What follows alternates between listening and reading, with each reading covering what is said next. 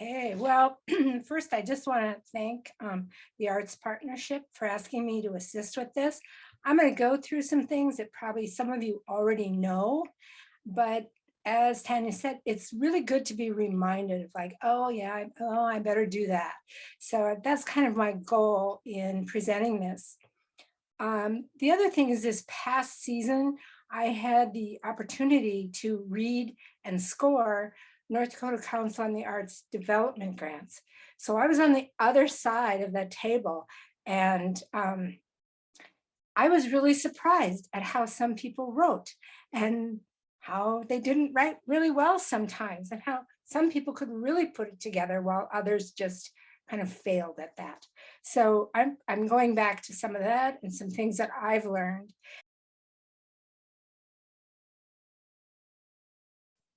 So the first thing that I would say to you when you write a grant is read the directions.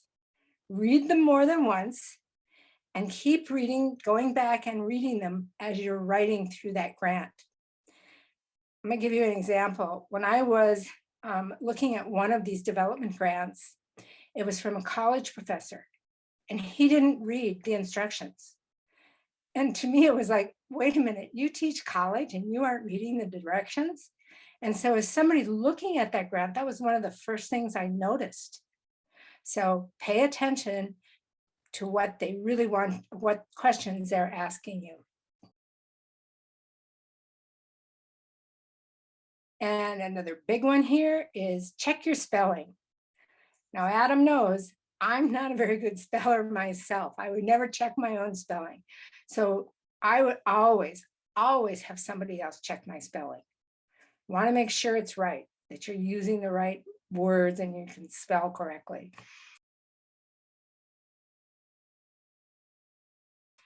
And that takes us right into editing. Now, I think there's two ways that you can edit something. You can have someone else read it and go through it and edit it. But even before I ever do that, I read the grant out loud to myself. And I do that because oftentimes I've come across a line as I'm reading, and I go, what in the world am I trying to say? This doesn't make any sense. Well, if it doesn't make sense to me, it's not going to make sense to a grant panel. And then I ask, is this really what they're asking me? We all, I think, go back and do that. Is this really what I want to say? Am I saying it right? So the people looking at your grant, if they have to read that sentence more than 3 times, you're in trouble. And I've read those grants where you read it and you're going, what are they trying to say? So that's a really good reason that you want to edit it and edit it well.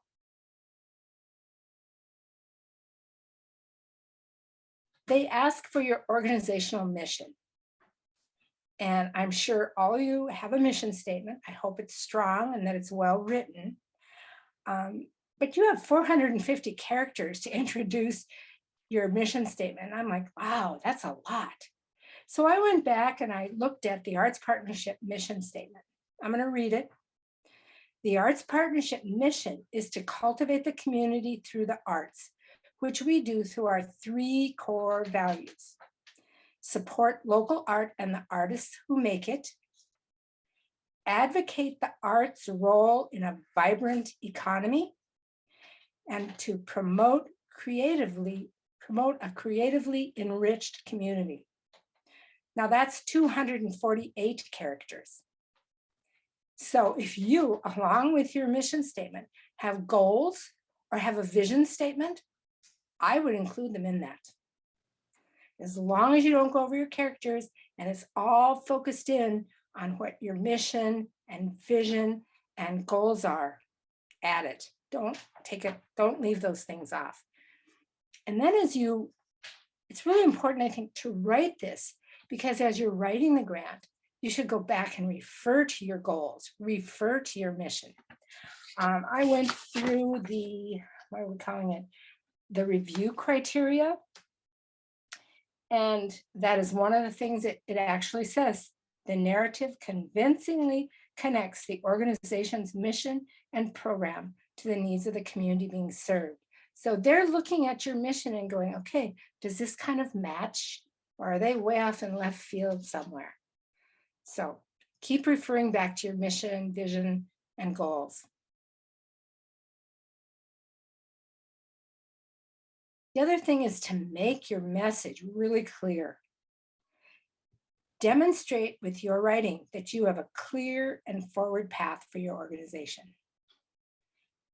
Oftentimes what happens is you know your organization so well, you know what you're going to do, that sometimes you get lost in that and don't put the clarity into the grant. So make certain that you don't assume that the grant panel knows the details of your organization. You know, a choral chorale or a jazz band or whatever, it's like, oh, we've been around for a long time. They know we do this. Don't assume that. Don't assume that. When you write your grant, you're really selling your organization in a truthful manner. So as you write, you're going to sell it and you're going to be proud of your organization and you're going to let that shine through in the grant. So here's another thing that I like to say is the words you use are important. So make sure they're clear and concise.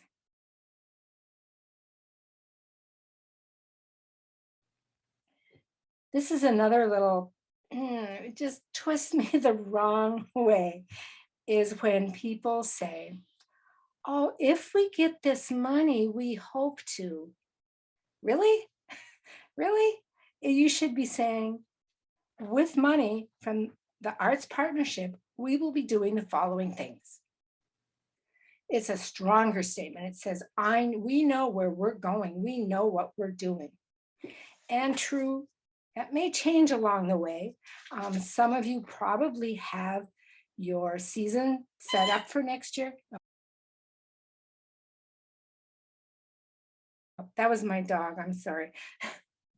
She brought in her noisiest toy. So where was I at? You might know, I gotta get rid of the toy, excuse me. That's half the fun of Zoom meetings, is when the pets show up. Yeah, so really use strong, maybe powerful is a better word, language, so that it sounds like you really know what you're doing.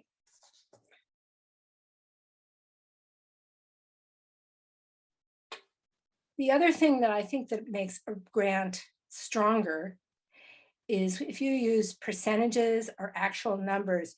Actually, I use them throughout the grant when I write about the organization.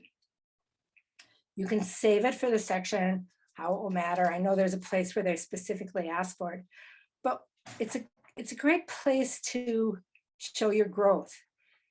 And I understand that it's hard to say, oh, last year we had this many people and then we had this many people, and they're going to ask you for that. But it's not a guess, it's actually as close as you can get. They're not looking for exacts. And it really made, as we started this process years ago, it really made me aware that I need to keep track of this. It's important. It's important to know where my audience is coming from. All those things are so important.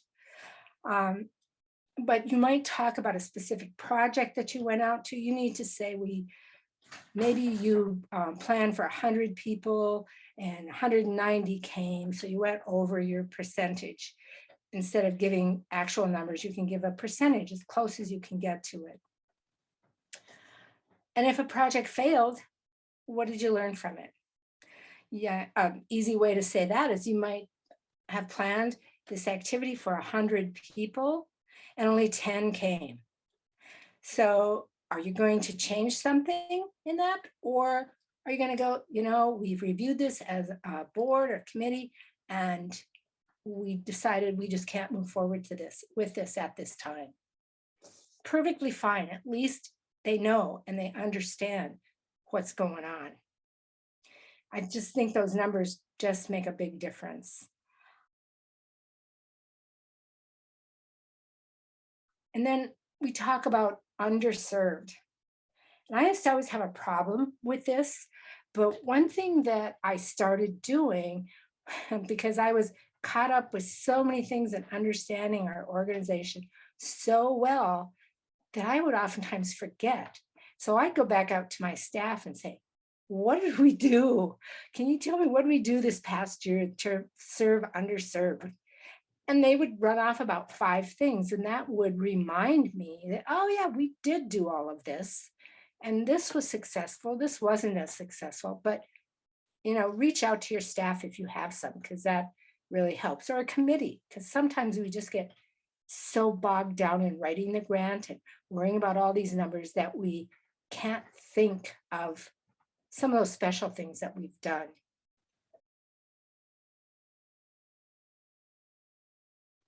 Your plan for the upcoming season. Now, I would assume that some of you probably have just started that plan, especially when you're going to start in the fall. So you really do this over the summer, but you probably have an idea. And hopefully you have a 2 to 3 year plan. But what is your organization doing this upcoming season? So we plan on doing 5 concerts. This is what we're planning. The 5 concerts are in these themes. We plan to go take this one over here and this one over here. Our marketing should help us increase by 10%, whatever. And you can actually say, we are in the process of working on this during the summer months, and we'll finalize this plan come September. And then if it doesn't come to fruition, it's okay, because as you were working on that plan, something fell through. Maybe you didn't get the conductor you wanted or the artist that you wanted to come in through no fault of your own. So everybody understands those things happen. And then there's that diversity question. Now, they've made some changes that I'm not familiar with, but I always just felt like, wow, I don't have the answer to this question. And again, I talked to my staff, and I really began to realize that diversity covers a big gamut. It can be elderly, it can be children with needs, it could be people on low income. It could be giving away tickets. So there's really, it could be veterans you're doing something for. So it's really, there's a lot of different things that point to diversity. So sit back and think about that before you answer that question. This is my bugaboo that I faced as I read these grants this past year. They all had to tell us how difficult COVID-19 was. Don't tell them. We all know that it was difficult. It just kind of puts as I was reading it, it was almost like, oh, poor us. We had COVID-19, so we couldn't do anything. We know that. You need to tell them what you're doing and how those funds will benefit, how the funds given will benefit the activities and the community. We all know about COVID-19.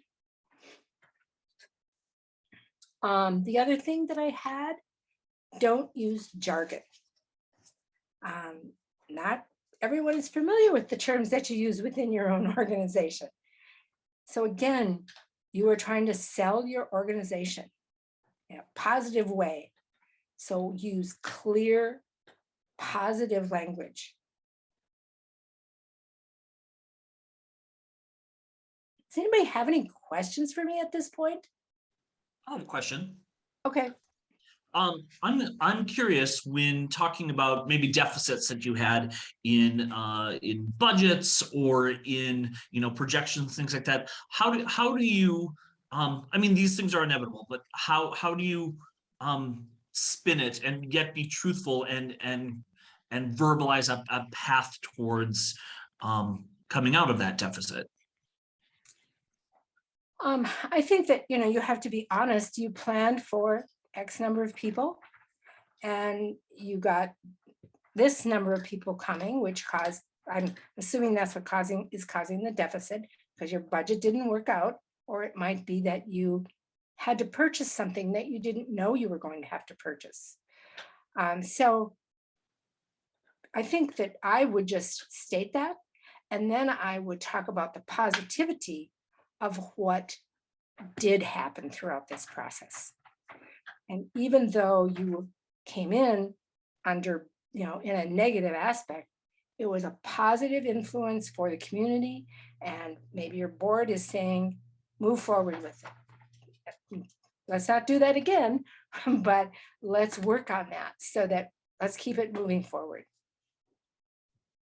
In your experience, is that a negative? Is that a ding in a grant to see that sort of stuff? Projects that didn't meet budget or didn't meet projections? Like, is that a negative thing to talk about?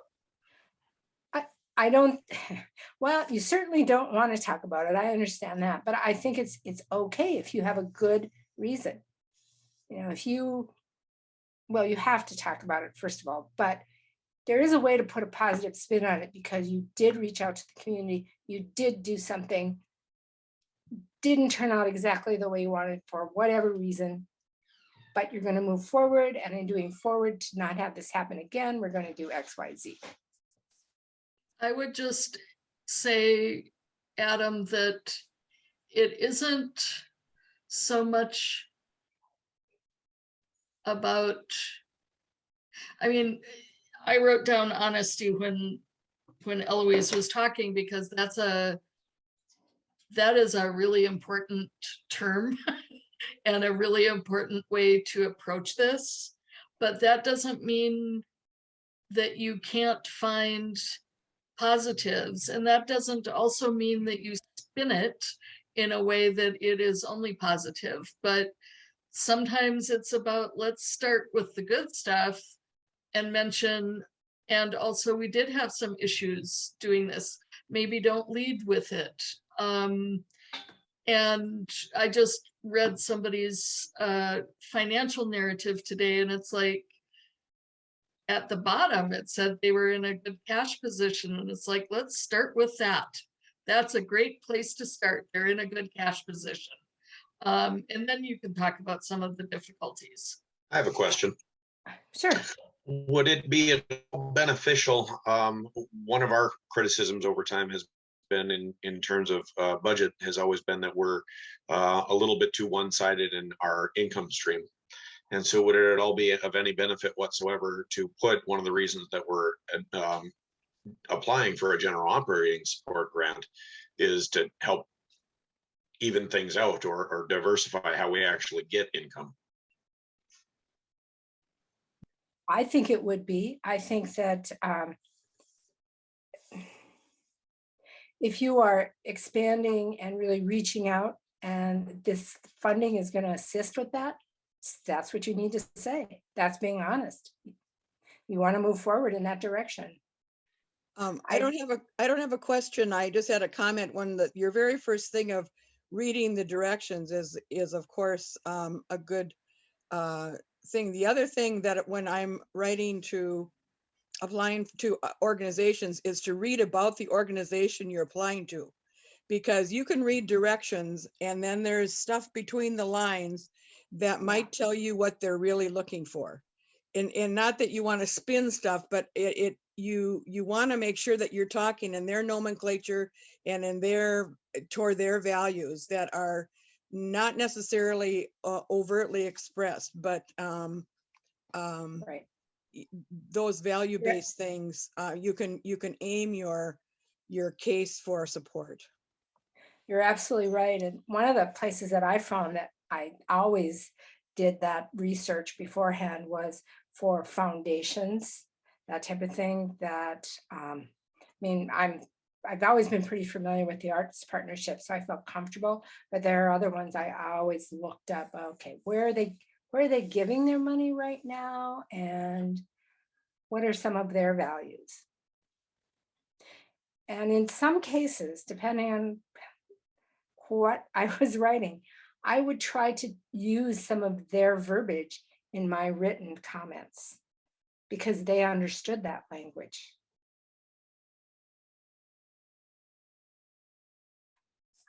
I don't have a lot else on actually writing, but I do have two things I want to just comment about the budget, the way it's set up this year, because I'm sure there are some people that are going, why in the world do we have to do this? We've done our budgets X number of years. Why do they making us do this? And you're right, it's a change, and change is always difficult. But if you look at this grand panel, and there are probably, I don't know how many people sit on this grand panel, but let's say they're looking at 50 different, 5, okay. And there are 50 different grants, I'm making that up too. And they have to look at 50 different financial statements. Now, as somebody that's worked at several different arts organizations in town, that is the most frightening thing that I can think of, is trying to figure out everybody's financial statement, because everybody does it a bit different. So this really puts everybody on a level playing field, which I think is really good. And if you are someone that has a large budget, one of the things that I always used was color coded, or I used color markers to code things. So in other words, I'd highlight all my salaries and hourly wages, or my administrative costs versus my theater costs. And that would really help me when I went back and, well, it made sure I got my numbers right. It made sure that if somebody had a question, I could go back to that kind of crib sheet and give a correct answer. Eloise, that was fabulous. I hope everybody, I feel like I got a lot out of that.